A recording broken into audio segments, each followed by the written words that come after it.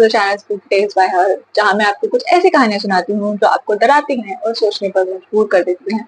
आज की जो कहानी है वो दिल्ली से ही है और without any further ado, let's start the video. तो ये कहानी है जब हम रहते थे, इलाका बता देते, नागलोई के पास एक कॉलोनी है, हम वहां पे रहते थे। हम किराए पे रहते थे और हमारी जो गली है उसमें एक कारखाना हुआ करता था बुनाई वगैरह का। तो वहां पे एक फैमिली रहती थी, उस कारखाने के जस्ट ऊपर वो लोग नीचे काम करते थे और उस कारखाने के ऊपर रहा करते थे। वो एक मुस्लिम फैमिली थी, उसमें एक बेटी थी और उनके 3 बेटे थे। बेटी सबसे बड़ी थी, बेटा तीनों बेटे उससे छोटे छोटे थे और अंकल आंटी रहते थे। ठीक है, तो हम बेटे का नाम रख लेते हैं शाजिया। नेम ऑब्वियसली चेंज है। तो शाजिया थी ना, वो शाजिया थी ना, बहुत सुंदर थी, बहुत ही मतलब लाइक वो जो जैसे आजकल पाकिस्तानी ड्रामा में जो हीरोइन होती है ना, हानिया आमिर टाइप से, वो इतनी सुंदर थी। वो तो she was a very beautiful girl. ठीक है, और उस टाइम पे मैं 5th-6 में थी, तो मेरी एज इतनी ज्यादा नहीं थी। हम लोग वहाँ किराए पे रहते थे, बट उन लोगों की फैमिली का ना बहुत अच्छा नेचर था, वो सबसे घुल मिल के रहते थे। इवन किराएदारों से भी उनकी अच्छी बातचीत रहती थी। लोग किराएदार को ज्यादा वो नहीं करते, पर उन लोगों की रहती थी क्योंकि वो खुद भी किराएदार थे शायद, तो इसलिए उनका रहता था। तो धीरे धीरे ना they started to break contact from the people. और शाजिया दीदी जो मतलब गली में आ जाया करती थी, खेल लेती थी हम लोगों के साथ और चिल कर लेती थी, थोड़ा सा आज की भाषा में चिल कर लेती थी। वो उन्होंने बिल्कुल ना गली घर से निकलना बंद कर दिया। इट्स लाइक कि भाई मतलब ऐसा लगता था जैसे वो लोग ना एग्जिस्ट ही नहीं करते।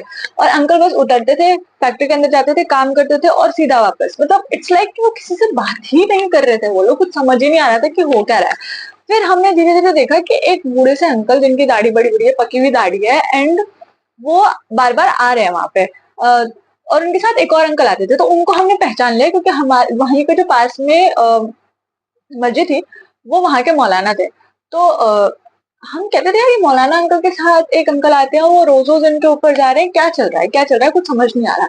ऐसे धीरे धीरे धीरे धीरे टाइम निकला। फिर शाजिया दीदी ने ना थोड़ा सा निकलना बाहर चालू किया, तो हम देख रहे थे भाई वो जो लड़की बिल्कुल एकदम किसी हीरोइन की तरह लगती थी, दैट वो बहुत पतली हो गई हैं, उनके कपड़े बहुत ही ज्यादा लूज हैं, जो वो ना प्रॉपर श्रृंगार में रहती थी। उनके बाल बहुत अजीब से हैं, उनके चेहरे से बिल्कुल नूर चला गया है, मतलब ऐसे डार्क सर्कल्स, आंखें एकदम अंदर धसी हुई, अजीब से होठ फटे हुए से रहते थे। मतलब भाई देख के ना ऐसा लगता ही नहीं था कि ये वही शाजिया दी है जिनको हम जानते थे, जो हमारे साथ खेलती थी। वो आती थी यहाँ, वो कभी कभी ना ऐसे अपनी बालकनी से पे आ जाती थी या ऐसे गली में भी निकल के आ जाती थी। अब वो आती थी but she was very weak, और आंटी ना हमेशा उनके साथ होती थी। एंड वो हमें देख के बस स्माइल करती थी। हम उनको कहते भी था दीदी आओ हमारे साथ खेलो, तो शी वाज लाइक नहीं नहीं तुम खेलो।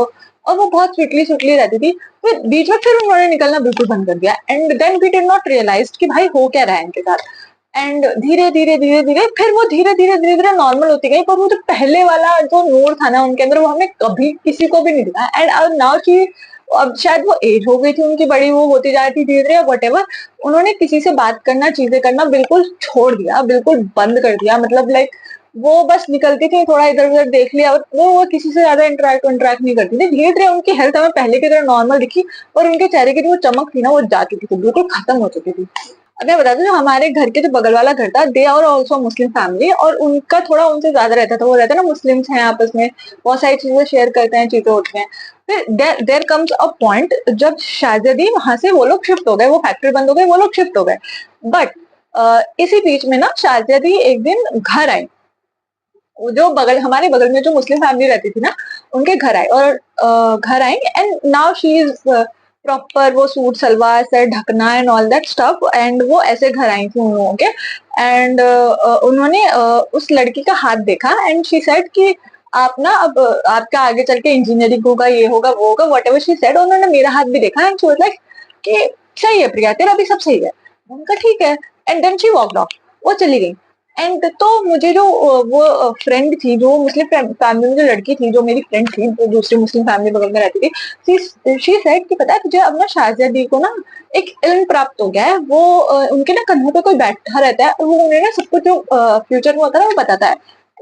भाई ऐसा क्या हो गया है शाजिया दी के साथ जो उन्हें बताया जाता है। फिर कुछ टाइम बाद हम लोग भी वहां से शिफ्ट हो गए, हम लोगों ने अपना घर ले लिया, हम वहां शिफ्ट हो गए। पर ऐसा था कि क्योंकि हमारी बहुत अच्छी बॉन्डिंग हो गई थी वहां के लोगों से, तो हम वहां आते जाते रहते थे। तो लास्ट में जब गई थी, it was like 10-12 years back, but ये पर वहां जाके जब मुझे शाजिया दी के साथ क्या हुआ पता चला, that story stayed with me till today, जो मैं आपको बता रही हूँ। तो हुआ ये था कि हम जब वापस वहां गए and we talk to the people, obviously उस मुस्लिम फैमिली से भी हमने दोबारा बात की, शाहजादी की फैमिली से नहीं, कोई दूसरी फैमिली थी, वहां पे बात हुई। एंड पता नहीं ऐसे ही हम दो लड़कियां आपस में हम दोनों बात कर रहे थे, आंटी वगैरह भी बैठे हुए थे, और ऐसे ही अचानक से शाहजादी का ऐसे ही चर्चा निकल पड़ी कि यार शाहजादी कहाँ है ये वो। फिर उनकी जो मदर, उसकी जो मदर है, जो जो दूसरी मुस्लिम फैमिली की जो आंटी थी, उन्होंने हमें बताना चालू किया कि एक्चुअली शाहजादी के साथ उस टाइम पे जब वो हमारा खेलना आना बंद कर दिया था उन्होंने, जब वो हड्डियों का ढांचा हमें लगी थी, उस टाइम पे उनके साथ हुआ क्या। सो व्हाट हैपेंड वाज कि एक दिन अचानक से शाहजादी स्कूल से घर आई एंड वो बहुत ही बीमार सी बेड पे पड़ गई, मतलब पड़ गई, एंड सब बुखार से तप रही हैं, चीजें हो रही हैं, तो सबको लगा कि भाई नॉर्मल फीवर है, उनको दवाई ववाई दी गई, 2 दिन में दीदी ठीक हो गई और वो अपने स्कूल स्कूल आना जाना चालू कर दिया। पर धीरे धीरे उसकी फैमिली ने नोटिस करना चालू किया कि भाई ये ना बाहर जाती है, नहीं किसी से बात करती है, अपने रूम में रहती है, एक कोने में बस देखती रहती है और किसी से बड़बड़ाती रहती है, कुछ ना कुछ तो बोलती रहती है, and she does not talk much, she does not eat much, और धीरे धीरे ना बहुत ही कमजोर होती जा रही है, धीरे धीरे सबको छोड़ती जा रही है, मतलब बच्चों के साथ बाहर भी नहीं जा रही है, अपने घर में भी किसी से बात नहीं कर रही है। इसके साथ हो क्या रहा है। एक दिन तो ऐसे लोगों ने कुछ नहीं बोला, वो बस ऑब्जर्व कर रहे थे उसके घर वाले कि पता नहीं इसके साथ हो क्या रहा है। अच्छा मैं थोड़ा सा आपको ना जहां वो लोग रहते थे उसका वो समझा देती हूँ कि वो फैक्ट्री की छत पे था और वहां पे सिर्फ 2 रूम थे और एक किचन बना हुआ था, तो एक आगे पूरी छत खाली थी, मतलब इट्स लाइक बहुत बड़ा आपको आंगन टाइप की समझ लो, और 100 गज का प्लॉट था जिसमें वो फैक्ट्री थी। तो आप सोच लो कि 2 रूम बने हुए हैं बस, और एक किचन बना हुआ है और वॉशरूम बने हुए हैं, एंड आपको पूरी छत खाली मिल रही है, तो अच्छा खासा स्पेस। अंकल आंटी तो अपने रूम में सो हुए थे, शायद उनके तीनों भाई दूसरे वाले रूम में सो हुए थे। रात में उनके एक भाई ने देखा कि ये उठी हैं और एकदम गेट के पास गई हैं एंड वहां खड़े होकर किसी से बात कर रही हैं, एंड उसको ना वहां पे एक कोई फिगर दिखी, कोई एक काली परछाई दिखी, एंड ही येल्ड, वो बहुत जोर से चिल्लाया मम्मी पापा मम्मी पापा। तो मम्मी पापा आए एंड वो ने बोला क्या हुआ क्या हुआ क्या हुआ। तो शाहजादी ने ना एकदम से उसके तरफ पलट के बोलती है कि वो मेरे को लेने आया था, एंड शी वाज लाइक हैं ये क्या बोला इसने, एंड बोला मेरे पास 1 हफ्ता है, वो मेरे को 1 हफ्ते बाद ले जाएगा, ये उन्होंने बोला है, एंड वो बेहोश हो गई। वो बेहोश हो गई, उसके पास गए, देखा तो भाई वो बिल्कुल एकदम तप रही है, गंदी तरीके से तप रही है वो। एंड फिर उसके बाद सुबह हुई, मौलाना मौलाना को बुलाया गया एंड मौलाना ने आते दिखा एंड लाइक भाई इसके ऊपर तो जिन है, वो आज से नहीं बहुत टाइम से है, मतलब 1-2 महीने से ज्यादा हो गया, तुम लोगों को कैसे नहीं पता चला, इसने कोई हरकतें नहीं करी है क्या अभी तक। फिर उन्होंने बताया कि नहीं हमें दिख रहा था कि ये इसको फीवर बार बार आ रहा है एंड ये खाना वाना नहीं खा रही है, एंड ये ऐसे मतलब किसी से बात करती रहती है एंड बाहर जाना इसने छोड़ दिया है। तो बोले तुमने मुझे पहले क्यों नहीं बताया ये सब कुछ, और तुम लोग जब आते भी थे मतलब अंकल जाते थे मस्जिद, तो कह रहे तुमने तब मुझे कुछ क्यों नहीं बोला कि घर में क्या चल रहा है। मैंने बताया हमें लगा कि भाई बड़ी हो रही है, ऐसे बच्चे आजकल करते हैं ना, कह भाई ये बहुत बड़ी हो गई, ये अब इमेजिनरी फ्रेंड्स नहीं बनाएगी जो तुम सोचे थे कोई इमेजिनरी फ्रेंड होगा इसका। तो ये वजह कि पता नहीं ऐसा ही चल रहा है एंड ये वो। तो मौलाना सामने बैठे थे, उन्होंने बोला कि ठीक है मैं इसको ना कुछ पढ़ना चालू करता हूँ। उन्होंने जैसे ही वो कुछ पढ़ना वढ़ना चालू किया ना, एकदम से वो उस पे आ गया एंड लाइक भाई तू कुछ भी कर ले, मैं तो नहीं जा रहा, और इसके पास सिर्फ 1 हफ्ता है, मैंने इसको भी बोल दिया कि अपनी फैमिली को बता दे कि तेरे पास 1 हफ्ता है, मैं तो इसे लेके जाऊंगा, मैं तो इससे शादी करनी है मेरे को, ये मेरे को बहुत पसंद है और मैं तो इसे लेके जाऊंगा। और ये कह के फिर वो लड़की बेहोश हो गई, शाहजादी फिर बेहोश है। अब वो भाई मौलवी को जब उसकी हाजिरी हुई थी ना उस दिन की, तो उन्हें समझ में आ गया कि भाई ये मेरे बस की तो नहीं है।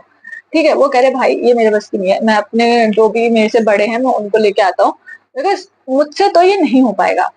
एंड बिकॉज भाई वो जब आया था ना, दे वर सेइंग कि भाई वो अचानक से पूरी शांति हो गई थी एंड आप फील कर सकते थे एक अलग ही लेवल का दबाव अपने ऊपर। भाई वो इतना पावरफुल था कि मतलब आसपास के खड़े लोगों को उसका दबाव हो रहा था। ठीक है, वो गए। फिर शाम को वो अपने किसी सीनियर के साथ आए, जिन दो दूसरे अंकल को हमने देखा था पकी हुई दाढ़ी एंड ऑल दैट स्टफ, वो वाले अंकल को वो वाले मौलाना जी को, पीर को या मौलाना जो भी आप उनको कहना चाहो, उनको लेके आए थे। जब वो आए, सेम सेम चीज रिपीट हुई, सेम उसने एक ही डायलॉग मारा कि भाई मैं तो नहीं जाऊंगा, मैं नहीं जाऊंगा, मैं इसको लेके जाऊंगा, ये मुझे पसंद है, मैं इसको अपनी बीवी बनाऊंगा, मैं तो इसे लेके जाऊंगा, एक एक हफ्ता इसमें। उन्होंने बोला नहीं भाई तेरे को जाना पड़ेगा। उन्होंने उसको समझाने की कोशिश की, भाई तेरी दुनिया अलग है, उसकी दुनिया अलग है, यू हैव टू, मतलब आज तुम्हें समझना पड़ेगा। भाई वो कुछ समझने को तैयार नहीं है। भाई उसकी मम्मी वगैरह सब कहने लगी पता नहीं इसके साथ कैसे आ गया है। तो जो दूसरे मौलाना जी, जो बड़े वाले थे, उन्होंने बोला भाई देखो कैसे भी आया हो वो अभी मैटर नहीं करता, अभी ये जाए ये मैटर करता है।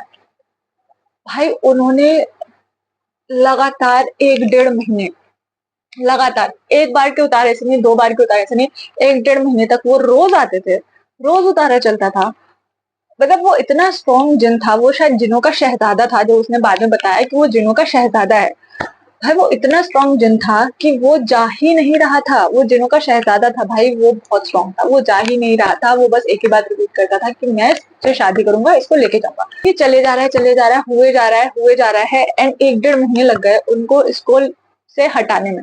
नाउ वो उसने सीधा बोला जाते वक्त कि भाई तुम मुझे जबरदस्ती से अलग कर रहे हो, मैं इसके खून में हूँ, मैं जा तो रहा हूँ पर मैं इसको ऐसे ही नहीं छोड़ूंगा, मैं इसको किसी की नहीं होने दूंगा, मैं इसको ऐसी बीमारी देके जा रहा हूँ जिसका कोई इलाज नहीं है।